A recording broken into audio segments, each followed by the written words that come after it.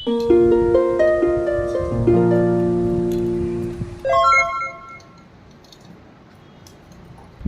ఇవాళ చాలా నీరసంగా ఉంది, అస్సలు వంట చేయాలని లేదు. అవునా, ఇవాళ ఆదివారం కదా, మనం సెలవు తీసుకున్నాం. వంట మరి ఇవాళ ఆదివారం కదా, సతీష్తో చేపిద్దాం. సరే అత్తయ్య, ఒక ఐడియా.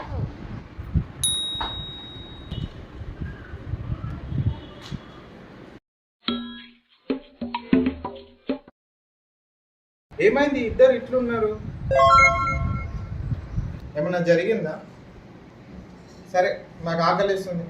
ఈరోజు ఆదివారం, మాకు సెలవు, మేము ఏ పని చేయం. ఆదివారం సెలవా? మరి నేనేం చేయాలి? నాకు ఆకలిస్తుంది. వంట చేయి.